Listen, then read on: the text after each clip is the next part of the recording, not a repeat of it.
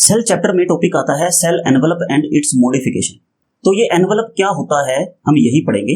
देखिए अभी एनवलप का मतलब होता है कवरिंग, जैसे सेल की कवरिंग होती है वो एनवलप हुआ। आप कोरियर सेंड करते हो तो अपने सामान को एक एनवलप के अंदर रखते हो, तो वो एनवलप क्या है, ये कवरिंग है, इसलिए उसको एनवलप बोलते हैं। तो आपको समझ आया, एनवलप वो चीज होती है जो किसी चीज को प्रोटेक्ट एंड कवर करे।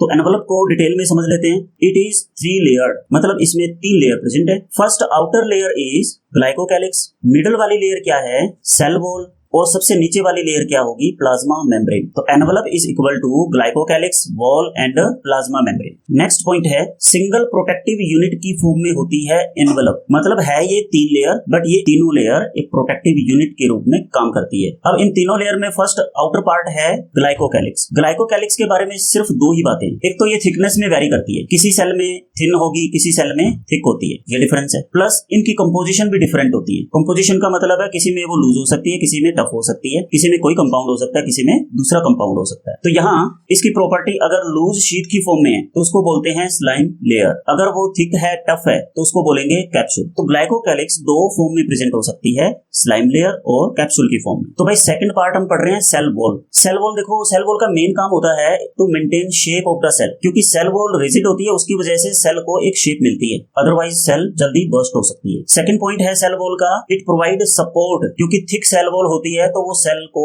सपोर्ट प्रोवाइड करती है, जल्दी से उसमें मैकेनिकल डैमेज नहीं होगा।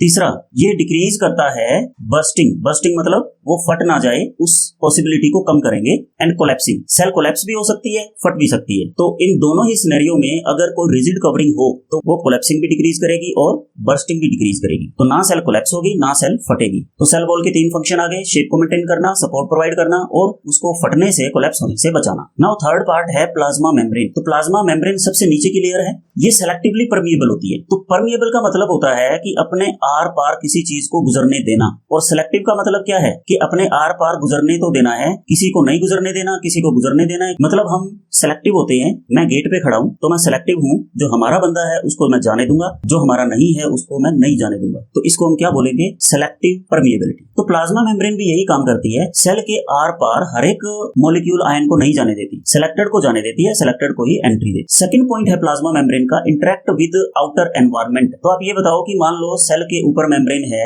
वो आउटर एनवायरनमेंट से इंटरेक्ट कर रही है, उनको अंदर आने के लिए जगह दे रही है या फिर बाहर भेज रही है। तो सेल मेम्ब्रेन काफी इंपॉर्टेंट रोल प्ले कर रही है मॉलिक्यूल की कंसंट्रेशन को बनाए रखने में। तीसरा पार्ट आता है structurally same to eukaryotic cell. तो प्रोकैरियोटिक सेल में जो प्लाज्मा मेम्ब्रेन है वो यूकैरियोटिक सेल से ऑलमोस्ट सिमिलर होती है, उनमें कोई बड़ा फर्क नहीं होता, आप उनको सेम चीज मान सकते हैं। अगला पॉइंट है form extension as vesicle tubules lamellae. तो जैसे ये प्लाज्मा मेम्ब्रेन एक्सटेंड हो गई तो ये ट्यूब लाइक स्ट्रक्चर बना रही है, तो इसकी जगह क्या है, कोई वेसिकल भी हो सकता है, मतलब राउंड स्ट्रक्चर। नेक्स्ट पॉइंट है मीजोसोम। मीजोसोम क्या है, एक्सटेंशन ही है, और ये कैसी एक्सटेंशन होती है, ये वेसिकल जैसी एक्सटेंशन होती है। मान लो यहाँ पे एक्सटेंशन ऐसी हो, ऐसी बल्ब जैसी, तो इसको हम नाम दे देंगे मीजोसोम। पर मीजोसोम काफी इंपॉर्टेंट होता है, इसके रोल है कई सारे।